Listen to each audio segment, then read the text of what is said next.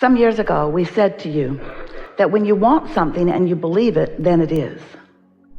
So there is usually a gap between your first realization that you want something, and that's usually, especially in the beginning, a sort of fleeting awareness. There's usually a gap between that awareness that you want something and that belief that it can be. Because in most cases, you think that if it could easily be, or if it could be, it already would be, because by the time you are aware that you want it, it feels to you like it may not be that easy to get in many cases. Oh, little things that you want and already believe you already have. One day we were visiting with a woman, and we were wanting to get her to focus with us upon what she wanted, and she couldn't light on anything. So we started naming things that most people want. And she said, oh, I already have that. I already have that. I already have that.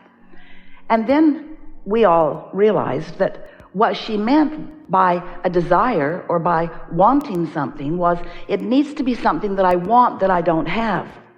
But you see, the awareness that you want it and don't have it is what holds it in a holding pattern, because every thought matters.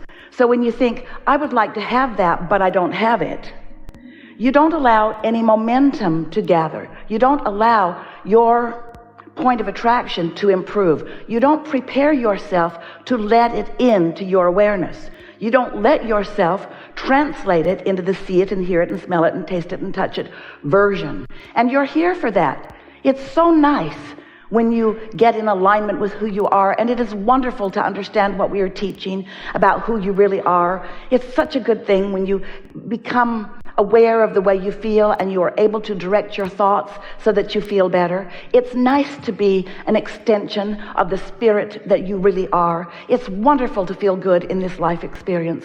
And that's mostly what we talk to you about all day, every day, when you allow your ears to get into the vicinity of what we have to say. But we never, ever, ever want to give you the impression that it is not a good idea, because it is a good idea for you to get the things that you want, experiences that you want, relationships that you want.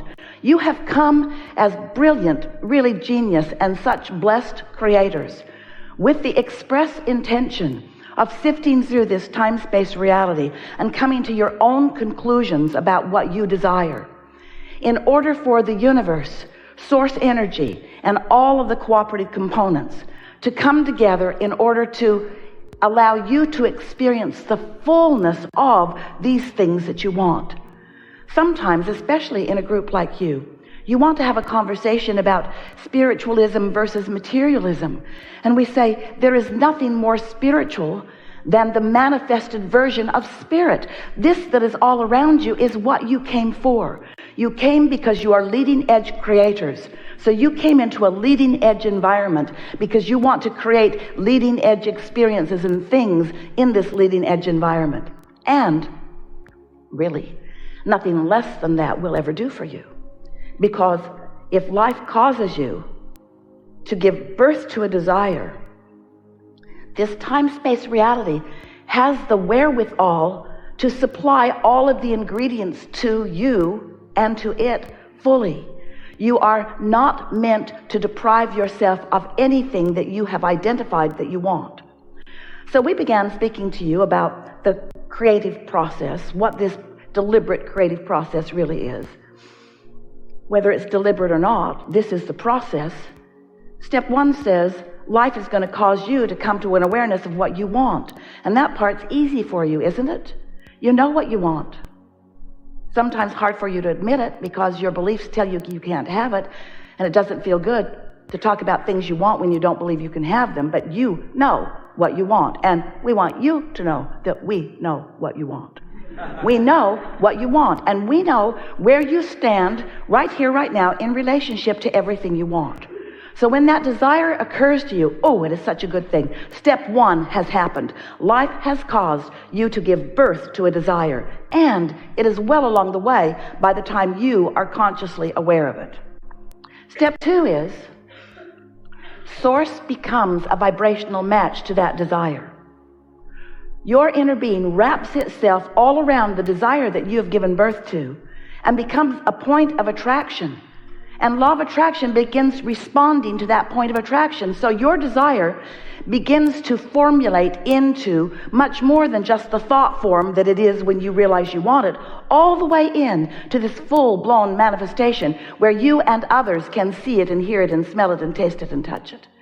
And all along the way in that progress, from it being an idea to becoming the full-blown creation that you want, all along that way, you can be and are meant to be joyful as you are able to witness the cooperative components coming into place, supporting your idea, giving you hunches and nudges and impulses and inspiration so that you have right time, right place things, rendezvous happening all the time. We want you to reach the place where you are not feeling discord between the desire and the full manifestation of it. If you can decide today that you're going to enjoy every step along the way as this full-blown, already in progress idea of desire that is backed up by source energy, by all that is, by your inner being, and by every cooperative component in the universe, if you can accept that this desire is already well underway, and you can then sit in a relaxed understanding that it is going to come to full fruition unless you do that thing you do that prevents you from witnessing it happening. That thing that you do is what step 3 is all about. That thing that you do is you must think in favor of it happening, not in discord. You have to be a cooperative component with your own powerful, important thoughts. You can't think against your own desires and allow that gap to close. You have to lean in the direction of it. Your work is to believe what you want. Talk yourself into believing what you want. Cease the split energy. I want it, but I would really like to have that, but I've wanted it for such a long time and it's just not happening. Yeah, right. I would really like to have that, but I don't know anyone that has that easily. I want that, but there's too much of a price that I would have to pay in order to get that. You often shoot your desires in the foot with your awareness of what is. And that's the part that we really want to get your attention about here and now. Because isn't this interesting? So you're standing in a place, living some life, and life shows you or brings you to an awareness that you are without something that you want to have. So knowing what you don't want or what you don't have helps you to know what you do want. So this desire becomes more and more and more until it comes into your conscious awareness. And so now you have a desire. You have a desire, and do you know what the only thing is that's keeping you from closing in on your desire, from having fun, watching things come into place and getting the fullness of it? Do you know the only thing that's keeping you from it? You're looking at what is, and what is opposite of what you want. And so the what is vibration has more of your airtime. You're talking more, thinking more about what is. And so you're not allowing yourself to talk and think about what's becoming. So you're pessimistic about what's becoming because you're talking about what is. And isn't that interesting? Don't you just find that interesting when you look at it that way, that the only thing that keeps you from moving to where you really want to be is talking about where you are incessantly. You're so interested in where you are. Let me explain to you where I am, you say to anyone who will pause and listen. Let me explain to you where I am. And there's more. I need to tell you how I got here. And I'd like to tell you how long I've been here. And I'd also like to tell you how much I don't like being here. And hey, wait, I'm not the only one here. There are a lot of others here with me. None of us like being here. We all want something different than what we have. And we say, we know you do, but you can't get there that way. You got to let go of what is in order to allow what is becoming to become what is. So now, these words, what is, really tricky business because there are a lot of different perspectives about what is. And what we mean by that is, we're talking about what is already vibrationally actualized. We're talking about what you've been putting into your vibrational reality, We're talking about the desires that you've been launching, even those that you can't articulate. We're talking about the coming together of those ideas and the formation of beautiful desires that you have the ability to become aware of. Now, if you haven't been listening to us for a while, that's just fine. In fact, you're probably better off. Because it will be easier for you to hear what we're saying to you here today. Because we've been talking for years to many of you about how you can close that gap between what you believe and what you desire. But today, we would like you to recognize that that desire, when you think of it, do you know what a fresh desire feels like? One that just hatches? Is a desire that just hatches, how good it feels before you face reality and kill it?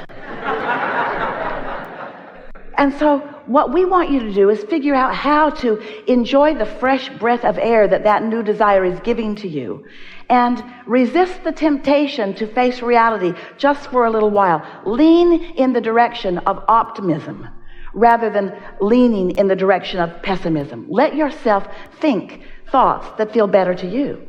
And so, you were source energy before you came into this physical body. Do you know that? Some of you know that, but many of you don't know that. But many of you want to believe that you were, but we want you to know that you were. You were source energy before you came into this physical body. But not only were you source energy before you came into this physical body, the larger part of you still is source energy while you are here in this physical body. And there is a constant vibrational relationship between what you sometimes call your source or soul. We call it your inner being or your source or your soul. Doesn't matter what we call it. There's a non-physical part of you that is vibrational in nature that is really the dominant part of you. It's the part of you who has become the culmination of all of the desires that your life has carved out for you. Not just this life, but all that you have lived. You stand in this vibrational reality. We started to call it the vortex. We wanted to make it feel real to you. You stand in this vibrational reality as the culmination of all that you have lived. You have prosperity beyond our ability to describe, clarity, wisdom. You are liquid love.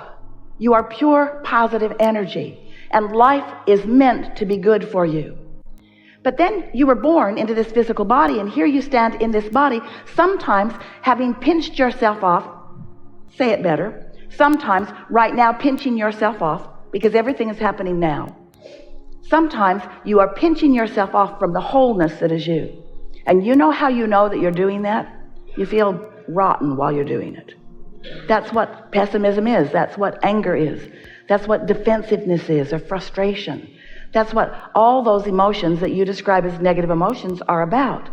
It's an indicator that there's a part of you that feels so good about whatever it is that you're focused upon. But when you feel negative emotion, it means you are focused in abject resistance or difference or opposition to the way the source within you feels and what the source within you knows about that.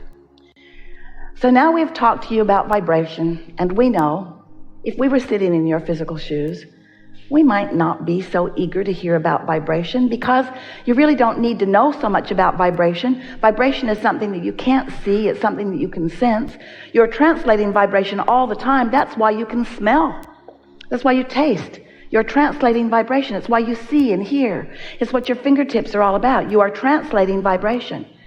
And your solar plexus translate vibration into your emotions. And your emotions let you know. They are for one purpose and one purpose only.